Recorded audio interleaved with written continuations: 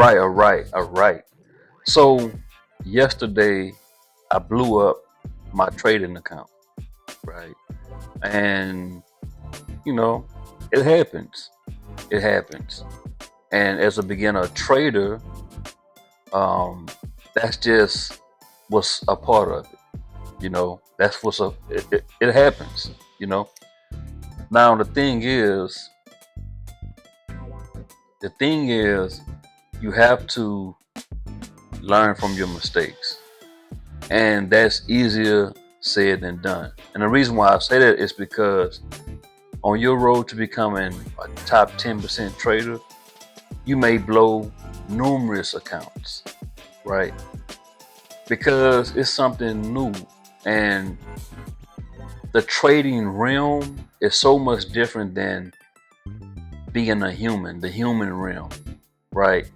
And when you try to merge the two together, you find out really, really quick that there is no sympathy for you in this market, right? But nevertheless, I blew my trading account, and today I got some tips to help you out.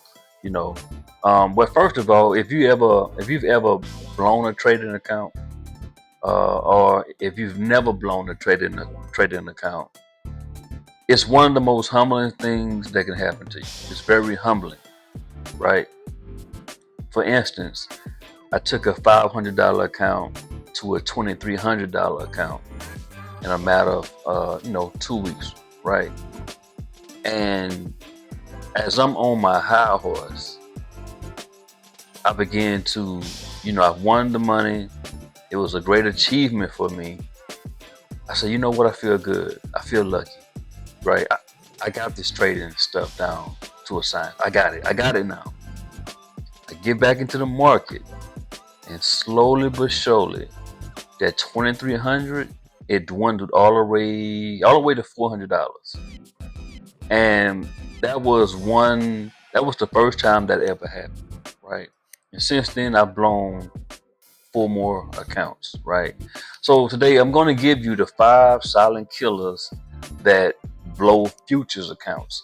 And out of this list, I would definitely say 4 of these contributed to me blowing my account. Okay. Number 1, oversizing, over leverage. That's what I did.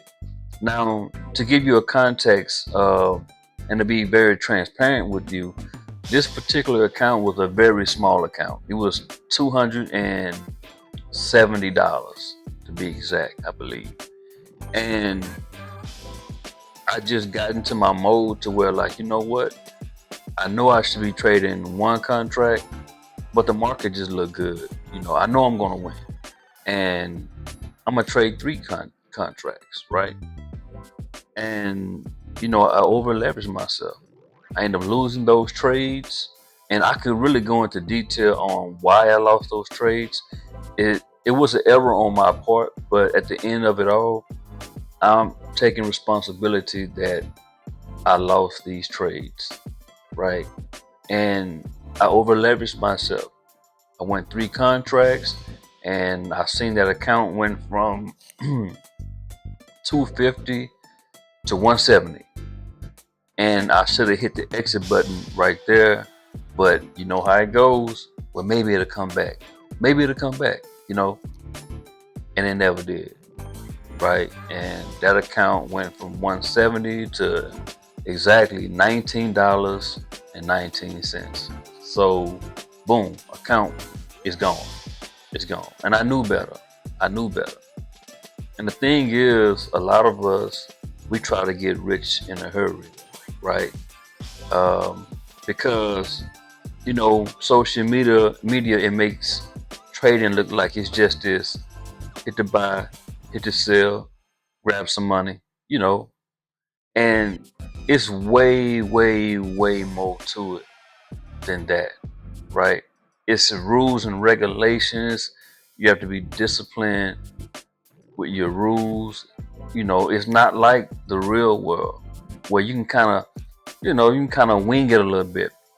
And to be fair, in trading, you can wing it a little bit. but it catches up with you.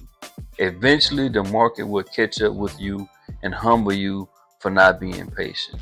All right, but over leverage, oversizing, that's one of the main things that are silent killers of a trading account, and it's a quick way to blow your account.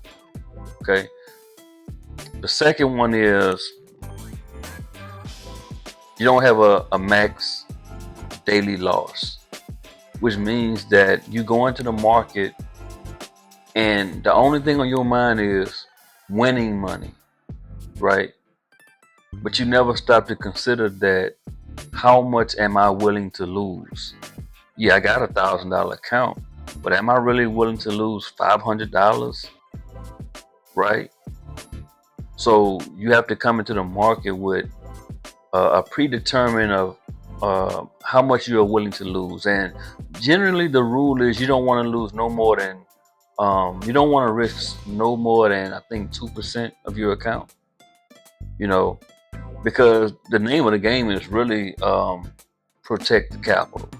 Of course, you want to make money, you want to make the big trades, but you can't do that if you're not protecting your capital. You see what I'm saying? You got to protect the capital.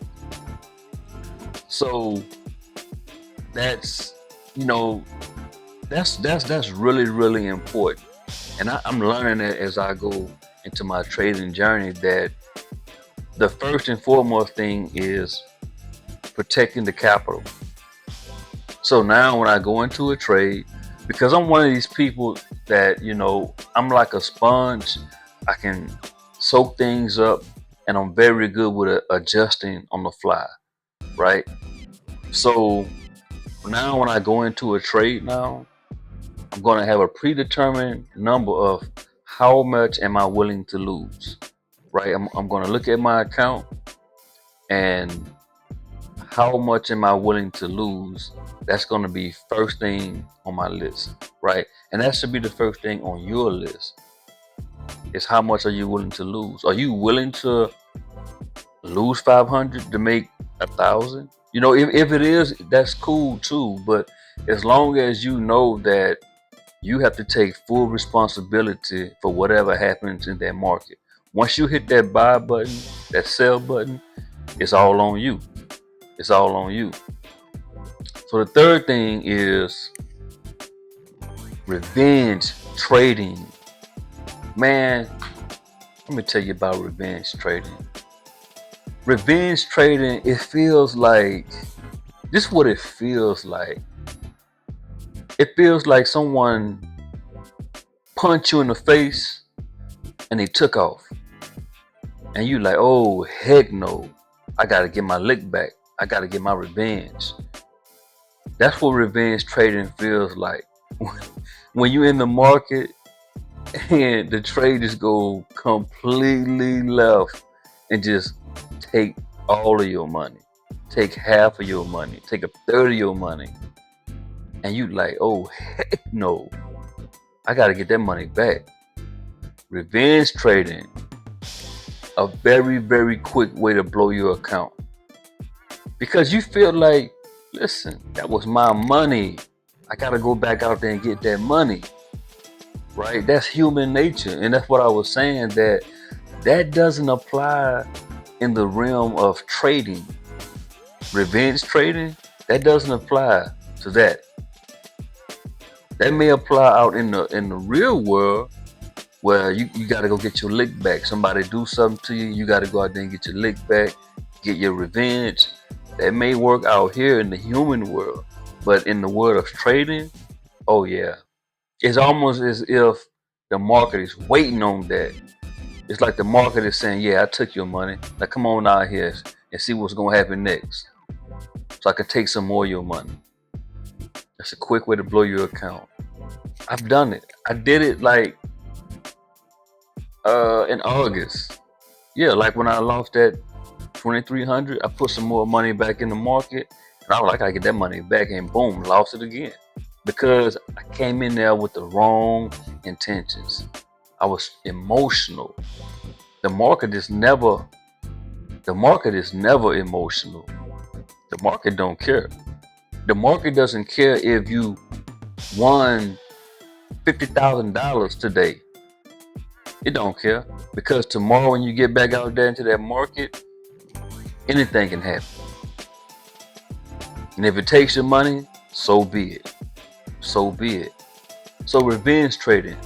Now I'm telling you all of these things, but I also have to provide some type of solution to the problem. When you even thinking about revenge trading, the best thing to do is simple. Turn the computer off, close the laptop, go outside.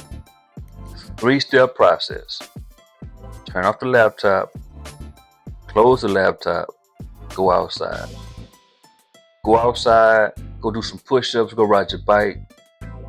Get away from the computer. Because the more you have that laptop up and you looking, you like, I gotta get that money back. You're gonna end up blowing your account again.